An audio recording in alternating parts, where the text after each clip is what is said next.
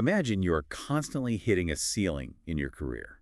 You work late, you put in the grueling effort, you check literally every single box. Right, doing everything right. Exactly, doing everything right. But every time a promotion is on the table, you are somehow just overlooked.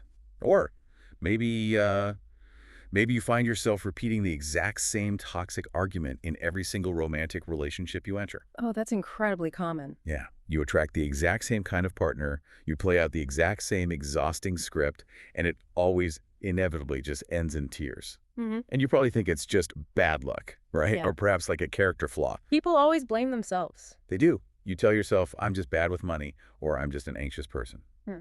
But what if the source of your daily struggles, your financial blockages, your crippling anxieties, your inability to trust others, what if that was actually programmed into your cells before you even took your first breath? That is the big question. Right. What if the anxiety keeping you awake tonight isn't even yours? Welcome to this exclusive audio summary. You and I are going to completely tear down the illusion that you are entirely the author of your own psychological baseline. It's a huge paradigm shift. It really is. We are looking at a foundational premise from our source materials that completely reshapes how we understand human behavior. And the concept is basically this. Our entire psychological operating system is built on a dual energetic blueprint inherited directly from our parents. Which is just a wild concept to really internalize. Completely wild. It goes like this. The mother represents your internal world, the past, and feminine energy. And the father represents the external world, the future, and masculine energy. That's the core framework, yeah. So, okay, let's unpack this because the science, the psychology, and the biology behind this dual blueprint are, frankly, incredibly complex and honestly a little intimidating. It can be a lot to take in. Definitely. So I am going strictly into curious student mode today. I'm going to let our resident expert be the sole explainer of the science, the psychology, and the deep why behind all of this. I'm absolutely ready to take the wheel on the mechanics of this. Awesome. I will just try to keep up, maybe offer some real-world analogies and ask the challenging questions you are probably yelling at your speakers right now. Sounds like a plan. And what's fascinating here is that whether we actively realize it or not, our relationship with our parents is the exact lens through which we view life itself. Wait, like all of life? All of it. It's not just about, whether you get along with them at holiday dinners or if they were generally nice people. It's about how their energetic and emotional imprint literally forms the boundaries of what your nervous system believes is possible. Wow. Yeah, it dictates what your body thinks is safe or permissible for you to actually achieve. That is a staggering thought. The idea that our nervous system has, like, hard limits set by someone else entirely. It's intense, but it's biological. So let's start with the first major theme from the text, which is the maternal bond. The framework associates the mother with the left side of the body, feminine energy, the past compassion, and the fundamental concepts of abundance in life itself. That's right, the foundational stuff. To me, it feels like the mother is the foundational code of our internal hard drive, like the absolute base operating system upon which all other software has to run. That is a brilliant way to phrase it. But I'm struggling to see how an emotion can literally be passed down. It sounds almost mystical. Yeah. Are we talking about actual biology here or just like a metaphorical energy transfer? No, we are talking about hard, observable biology, specifically through the lens of cellular memory and epigenetics. Okay, so real science. Very real. To understand the mechanics of this maternal blueprint, we really have to go back to the very beginning, which is the womb. We have to look at a biological and psychological reality known as a symbiotic relationship. When a fetus is developing in the womb, it does not possess the cognitive capacity nor the neurological boundaries to understand that it is a separate entity from its mother. It just thinks they're one person? Exactly. There is no concept of me and her. There is only us. The baby literally functions as a single, unified organism with the mother. So there are zero boundaries whatsoever. The baby is just an extension of the mother's physical and emotional state? None at all. And this is exactly where the concept of cellular memory becomes the defining factor of your life. So. Because there is no blood-brain barrier fully formed yet, and because the placental barrier actually allows the transfer of hormones, every single intense emotion the mother feels during those 9 months of pregnancy is chemically passed directly to the fetus. Wait, hold on. Chemically, you mean if a pregnant woman is, like, stressing about a mortgage payment, the fetus is chemically experiencing a mortgage crisis? Biologically, yes. The fetus obviously doesn't know what a mortgage is, but it intimately knows the biochemical signature of panic. It isn't insane. It really is. Let's break down the actual mechanism. When a mother experiences fear, severe stress, or profound grief, her endocrine system triggers a massive release of stress hormones, primarily cortisol and adrenaline. And those just go straight to the baby. Yes, they cross the placenta and flood the baby's developing system.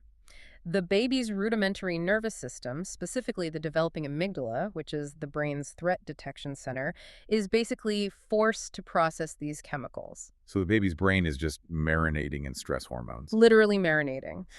The developing cells have to adapt to this environment. So if the womb is constantly flooded with cortisol, the baby's baseline for normal is permanently calibrated to a state of high alert. Oh, wow. Yeah, the cellular memory records this physiological state of anxiety, inadequacy, or fear as the default setting for existence. So they are essentially downloading the mother's emotional data as their own baseline reality. Like they're being programmed to expect a world that requires high anxiety. Precisely. The baby's cellular memory stores this data to prepare the child for the environment it's about to enter. It thinks, oh, the outside world is terrifying, I need to be ready. That makes total sense from an evolutionary standpoint, actually. It does. But now, fast forward 20 or 30 years, this baby grows into an adult. The adult consequence of this symbiotic download is that they frequently mistake these inherited, chemically encoded feelings for their own inherent personality traits. Right. They just think, this is who I am. Exactly. An adult might walk around thinking, I just have generalized anxiety, or I've always had this lingering feeling of being unworthy no matter what I actually achieve. And they assume it is their own organic emotion, like a flaw in their own character. But in reality, they are carrying their mother's unprocessed trauma from the pregnancy. They are operating on an inherited emotional frequency, literally playing back a recording of a terrifying week their mother experienced 30 years ago. Let me just pause right there. Because that is terrifying, but also incredibly validating. It's very validating for a lot of people. You were telling me that we are walking around feeling guilty or scared or perpetually insecure, and it might not even be our emotion.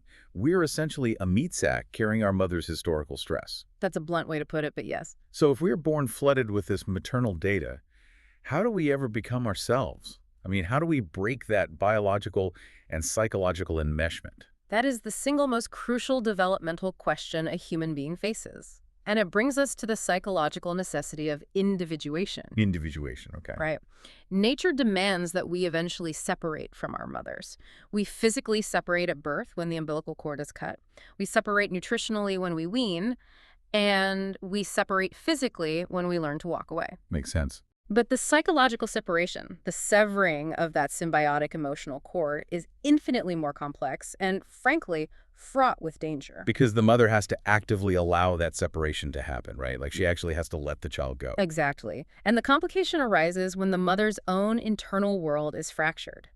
When a mother's parenting involves manipulation, emotional dependency, or subconscious guilt tripping, it creates a huge problem. Even if it's disguised as love. Oh, especially then. Even if it is entirely masked under the guise of deep maternal love, it creates a profound, paralyzing guilt in the child for wanting any sort of independence. So she makes the child feel bad for just growing up. Yes, the mother might rely on the child to give her life meaning, to soothe her own anxieties, or to act as her emotional anchor. Like the mother who constantly says, I sacrificed everything for you, I gave up my career for you, and now you're just going to move across the country and leave me alone. Yes, that exact scenario, that manipulative dynamic, whether overt or covert, makes the natural, healthy process of individuation feel like an act of profound betrayal. So the kid feels like a monster for just getting an apartment. Totally. The child subconsciously internalizes the belief that stepping into their own autonomous life, succeeding, or simply drawing a boundary, is actively harming the mother. Wow. And this failure to cleanly and securely separate leads to something psychologists call role confusion, which basically destroys the child's internal architecture. Role diffusion. Is that like when the boundaries get so blurry that the system literally forgets who is the parent and who is the child? It is exactly that, and it manifests in highly specific, incredibly damaging ways. One of the most destructive forms of this mentioned in the sources is called spousification. Spousification, like making them a spouse. Basically, yeah. This often happens when a mother is deeply unhappy, unfulfilled, or maybe abandoned in her own marriage. Because she isn't getting her emotional needs met by her adult partner, she subconsciously turns to her son to fulfill the emotional role of a surrogate husband. Wait, hold on. How does a child act as a surrogate husband? That sounds incredibly heavy for a little kid. It is a crushing weight. The mother leans on the boy for emotional support, treats him as her primary confidant, complains to him about his father, and essentially elevates his status in the household to be her equal. Or even like her protector, right? Exactly. She might say things like, "You're the only man I can rely on," or "It's just you and me against the world." I can see how that would completely obliterate a guy's future relationships. I mean, he's basically already emotionally married to his mother. It absolutely obliterates them. The mechanics of why it ruins his future are really fascinating. On the surface, it inflates the son's ego to a dangerous degree because he is given adult authority and treated as a savior while he's still a child. Right, he feels special. He feels very special. But underneath, it completely sabotages his ability to form healthy, balanced romantic relationships later in life. Why is that? When he becomes an adult and tries to date, he will constantly struggle with intimacy, commitment, and boundaries. Because his primary energetic bond, his emotional real estate, is already fully occupied by his mother. So any other woman is just like trespassing. Exactly. Any potential romantic partner is subconsciously viewed as an intruder, a literal threat to the primary alliance with his mother. That is so wild. And furthermore, he will likely attract partners who are emotionally demanding and needy because his internal template insists that his value in a relationship only comes from rescuing and managing an overwhelmed woman. That is a total trap, a complete psychological trap. And what about the other side of role confusion? You mentioned parentification earlier. Parentification is equally devastating. This occurs when the child feels entirely responsible for managing the mother's emotional well-being. The child essentially becomes the parent to their own mother. That sounds exhausting. It is. The mother might be emotionally volatile, depressed, or simply immature. And the child learns very early on that in order to maintain a safe environment, they must soothe the mother, manage her moods, and entirely suppress their own needs. You know, I have a metaphor for this. Yeah. It paints such a vivid picture of trapped energy. It's like you were trying to build a magnificent skyscraper, right? Your life, your career, your relationships. I like where this is going. But every time you get a shipment of steel or concrete, the construction materials are immediately boxed up and shipped backward to the quarry you came from. You can never get past the ground floor because your resources are constantly flowing backward to the source. That is a perfect, highly accurate analogy. Nature dictates a very strict flow of energy. It must flow forward from the parent to the child, and then from that child to their own future children or creative endeavors. Right, it has to move forward. Nature requires the parent to be the parent, the provider of safety, and the child to be the child, the receiver of safety. When you break this fundamental law of nature through spousification or parentification, the energy just flows backward. The materials get shipped back to the quarry. Precisely. Consequently, their capacity to manifest true abundance, sustain a career, or build that skyscraper in their own life is severely compromised. They are chronically depleted. Okay, so if the mother represents this internal world, the past, the emotional baseline, and this foundational sense of life and abundance, at some point, a healthy psyche has to leave the house. They absolutely have to leave. We have to step outside, cross the threshold, and face society. And that outward momentum is exactly where the paternal blueprint takes over. The source material states that the father represents the right side of the body, the masculine energy, and the future. Yes, the father is the external world. So, for you listening, if you have trouble asserting yourself at work or your money just flows out of your bank account as fast as it comes in, everything points straight to the father. Talk to us about this paternal blueprint. How exactly does the father dictate our external reality? If the mother represents the internal home and emotional safety, the father is the child's very first representation of the outside world. He embodies the concept of authority, of societal structure, of discipline, and of forward penetrative momentum into the unknown. So he's basically the ambassador to the rest of the planet. Exactly. And because of this psychological positioning, the child's relationship with their father becomes the exact, unyielding template for how they will interact with all future forms of authority and structural power. So it's not just about how you talk to your dad, it's about how you talk to the entire concept of the world. Exactly. Let's look at the mechanics of this in a professional setting.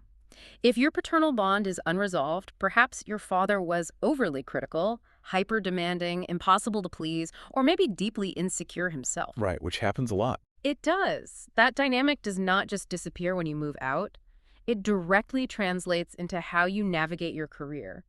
It explains the precise mechanics behind imposter syndrome, actually. Wait, imposter syndrome comes from your dad. Very often, yes. If your father made you feel that your achievements were never quite enough, you will subconsciously project that exact expectation onto your manager, your industry, or your clients. Oh, wow. You will constantly feel like a fraud, waiting to be exposed, because the original authority figure in your life viewed you through a lens of inadequacy. That makes an incredible amount of sense. You aren't actually arguing with your boss about a spreadsheet. You're just continuing a 20-year-old argument with your dad, just in a different building and with a different person wearing a suit. That is the exact psychological mechanism at play. It's called transference. If your father was tyrannical, you might constantly clash with bosses, viewing any managerial direction as an oppressive attack that must be rebelled against. You just fight authority no matter what. Exactly. Alternatively, you might subconsciously shrink away from stepping into leadership roles yourself,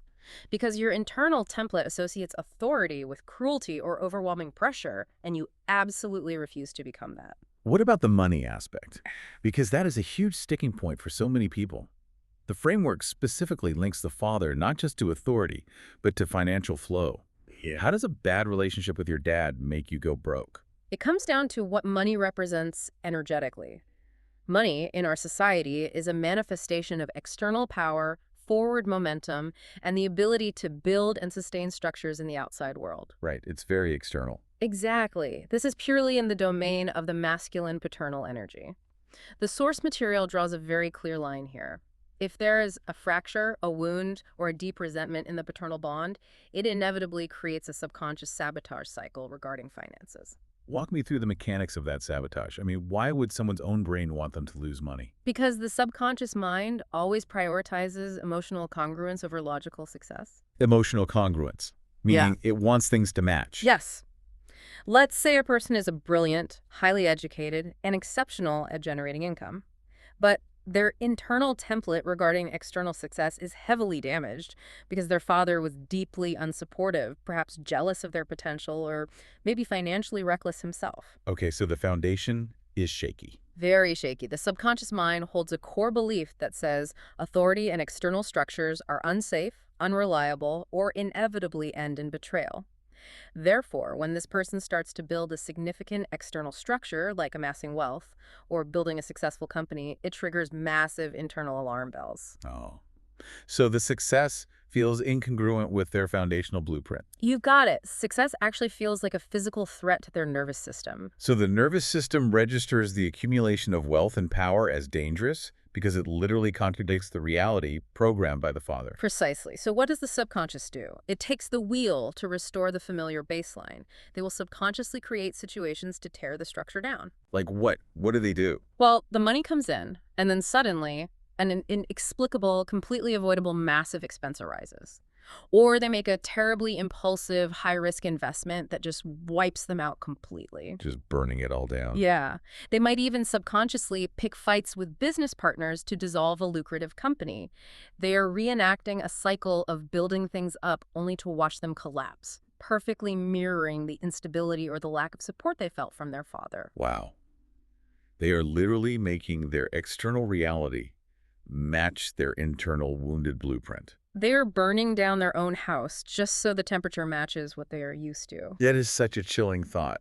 And the text also touched on something really specific regarding coping mechanisms for this pain. It deeply analyzed the roots of addiction. Yes, and the explanation provided is absolutely vital for understanding why traditional willpower often fails to cure addiction entirely. Let's dig into that. The sources break down the detail that behavioral and substance addictions, whether it's alcohol, overeating, gambling, or even modern digital addictions like doom scrolling, are fundamentally a subconscious coping mechanism to fill a specific void. A void left by the father. Exactly. They are a desperate biological attempt to fill a massive psychological crater left by a lack of paternal safety and guidance. Okay, but how does alcohol or a smartphone replace a father?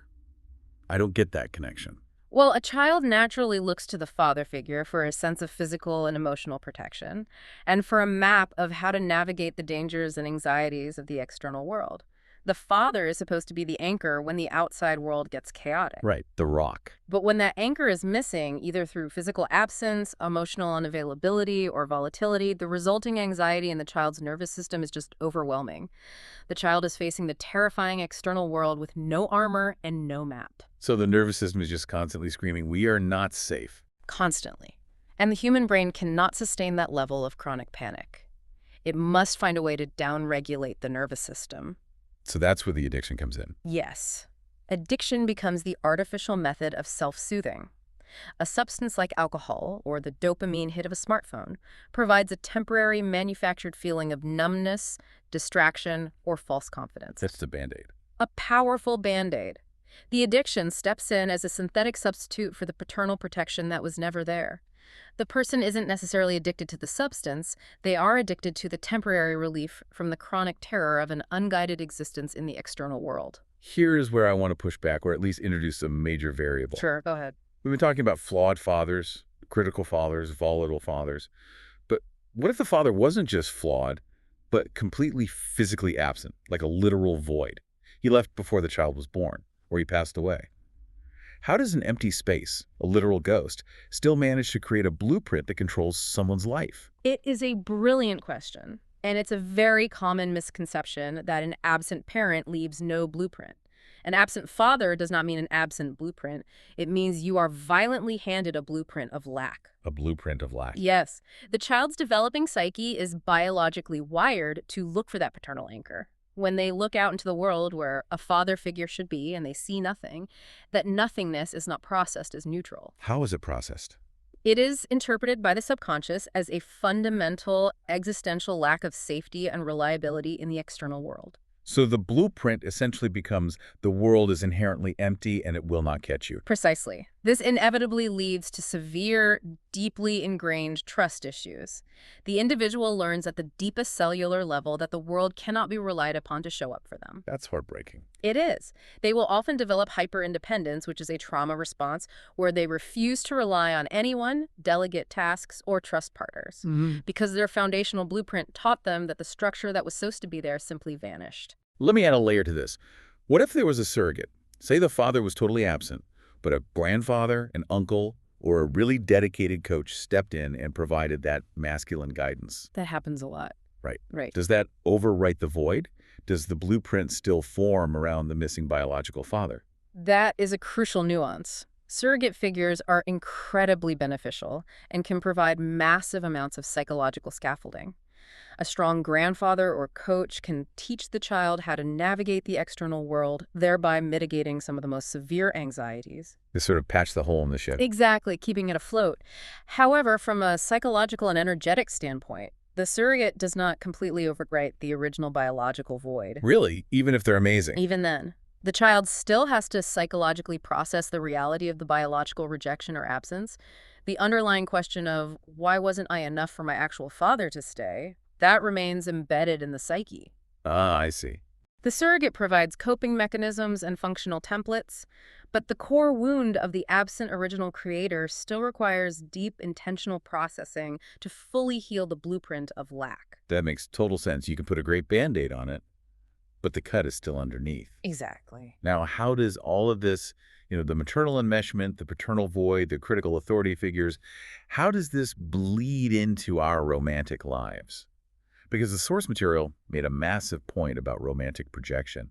And honestly, it sounded like we were all just doomed to date our parents. It is one of the most confronting aspects of the framework, but also the most illuminating. This is where the dual blueprint becomes highly visible, playing out like a stage play in our daily lives. So we really are just dating our parents. Pretty much. The psychology outlines a very clear, relentless pattern of romantic projection driven by something called repetition compulsion. Women will consistently, subconsciously project their unresolved relationship with their father onto their romantic partners.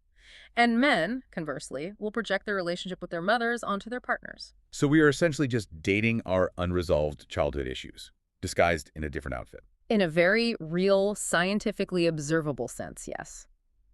We have to understand how the subconscious mind operates when it comes to love and safety.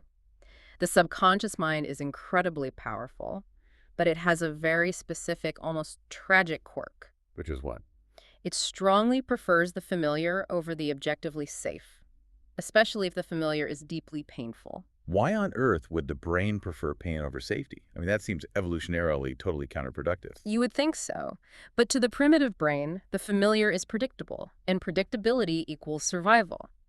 Even if the familiar environment is toxic, the brain knows how to survive it. It knows the rules of the game. Oh, wow. So safe feels dangerous because it's new. Exactly. The unknown, even if it is a warm, loving, safe partner, represents unpredictability, which the primitive brain codes as a potential threat. Can you give us a concrete example of how that plays out? Sure. Let's look at the mechanics of a specific example.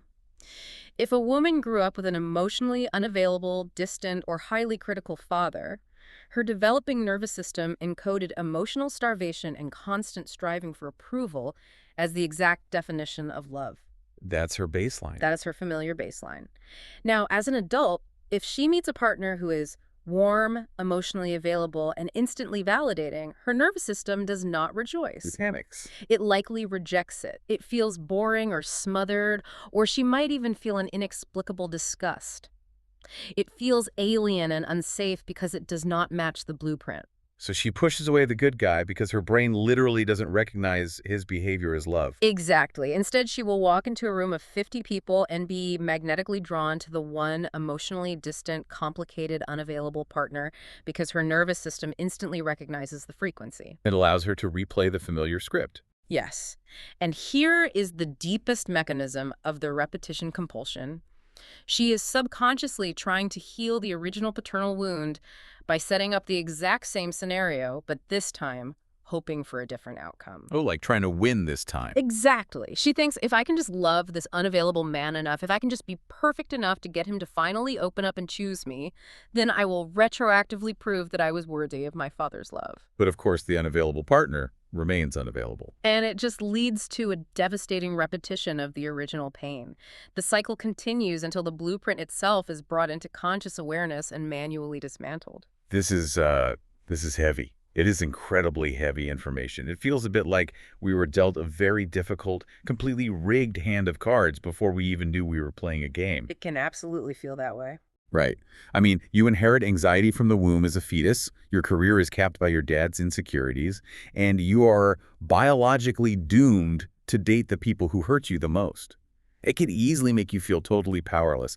Honestly, if I'm listening to this, I might feel a wave of intense anger toward my parents. That's a very natural reaction. But the framework offers this radical philosophical reframe to help us drop that exact victim mentality.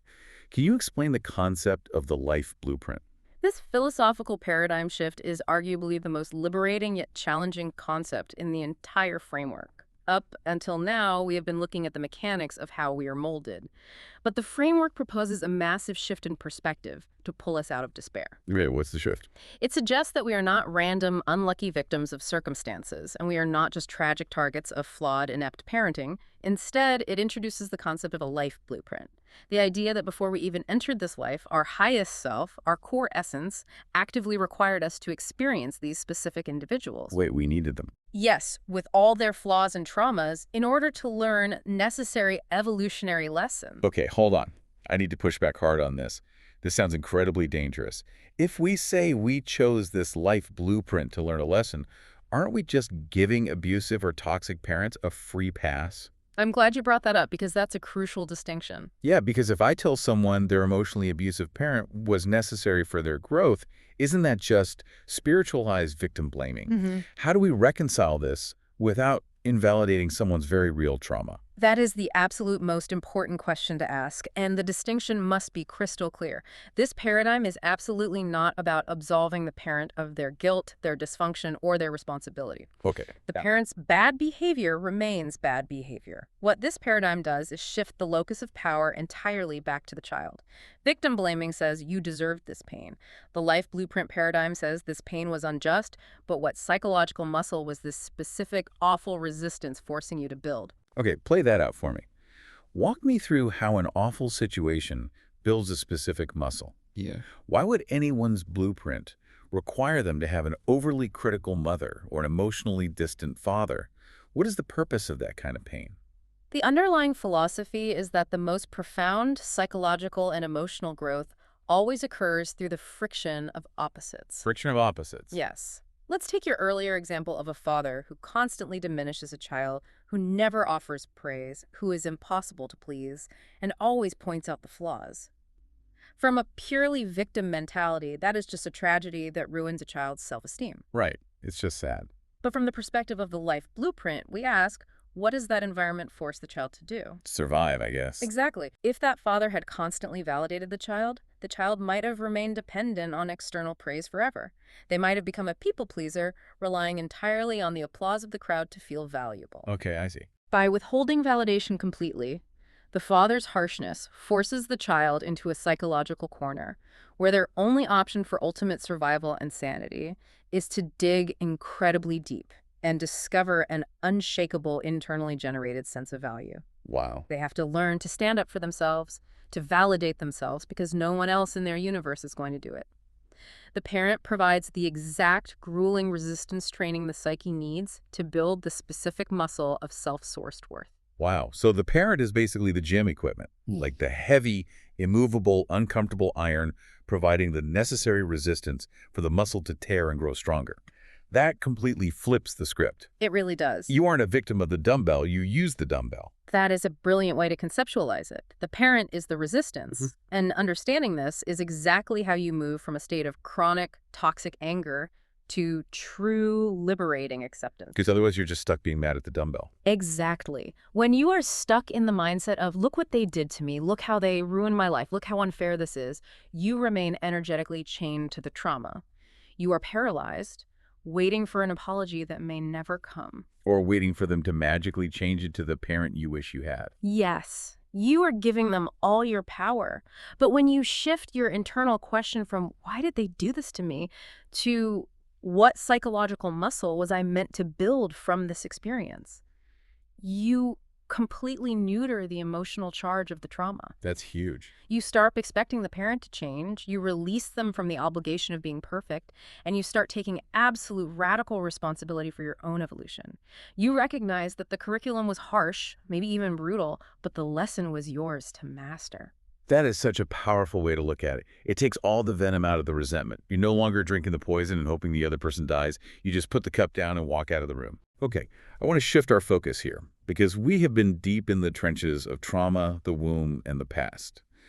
But the ultimate goal the framework points toward is entirely enthusiastic and forward-looking. Yes, moving towards abundance. It is about achieving wealth. But the concepts make a massive, glaring distinction between simply having money and possessing true wealth consciousness. Can you explain this hierarchy for us? What is the difference between being rich and having wealth consciousness? The hierarchy of consciousness presented here is absolutely essential for understanding why some people feel incredibly rich and generous with very little, while others feel utterly destitute and terrified while sitting on millions of dollars. You've all seen that, yeah. The framework outlines three main tiers. At the very bottom of this hierarchy is scarcity consciousness. Now, the crucial distinction to understand is that scarcity is not just about a mathematical lack of funds. What is it then? Scarcity is a psychological, deeply ingrained hoarding mentality driven entirely by fear. So you could have a huge bank account, a massive portfolio, and still be operating entirely in scarcity. Absolutely. The world is full of billionaires operating in severe scarcity consciousness. A person who obsessively hoards money, who treats their employees poorly to save a few dollars, who is terrified of losing a single cent. Just constantly gripping it tightly. Yes, someone who views every transaction as a zero-sum game where they must win and someone else must lose that person is drowning in scarcity. Oh, wow. Similarly, a highly educated professional who refuses to share their knowledge, who won't mentor a junior employee, or who refuses to collaborate on ideas out of a paranoid fear that someone might steal their thunder or take their spot, that is also pure scarcity. It's just fear-based living. It is the fundamental nervous system level belief that there is simply not enough to go around, and therefore I must tightly, aggressively grip whatever I have. It is a state of constant, low-level panic and contraction. It sounds exhausting, honestly. Yeah. And what sits above that contracted state? Above that is abundance consciousness, which is characterized by an understanding of flow. People in abundance realize that resources move in and out, and they are generally comfortable with that rhythm. Okay, that sounds better. But the ultimate state, the peak of the hierarchy, is wealth consciousness. Wealth consciousness has very little to do with the actual numbers in your bank account, though it often results in financial success. How does it differ from abundance? It is the profound, internalized state of feeling entirely whole, complete, and lacking nothing internally. A person in true wealth consciousness knows that they themselves are inherently valuable, and they perceive that resources, whether money, love, or ideas, are infinitely renewable. That's a beautiful place to be. They give freely without keeping score, they receive gracefully without guilt, and they operate from a baseline of absolute trust in life's capacity to provide. It sounds like the ultimate goal. But where do the parents fit into this? Because the framework insists there is a missing link here. It claims you cannot reach this peak without dealing with the mother and father. The missing link is the most critical takeaway. Absolute inner peace with your parents is the mandatory bridge to achieve wealth consciousness. Mandatory. Mandatory. The reasoning is purely energetic and psychological.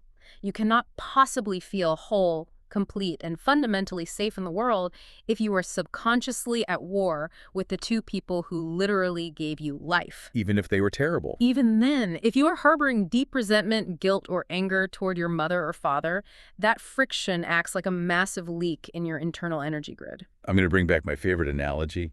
It's exactly like trying to run a high-performance, battery-intensive app on your phone. Let's call the app Wealth Creation.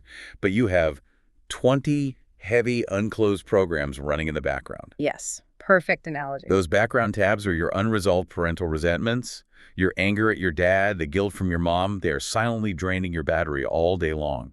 That is the exact mechanism. You are using up all your premium cognitive and emotional fuel fighting ghosts from the past, leaving you with absolutely nothing to invest in building wealth consciousness in the present. Makes total sense. You cannot run the high-performance app of wealth creation because your system is crashing from the background trauma.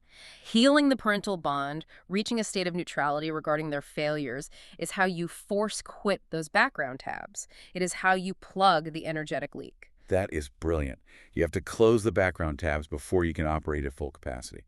So what does this all mean for us today? We know we have these dual blueprints. We understand how the maternal enmeshment and the paternal void might be holding us back. We have the map now. Right. And we know we can't hop in a time machine and force our parents to read a parenting book 30 years ago. We are stuck with the history we have.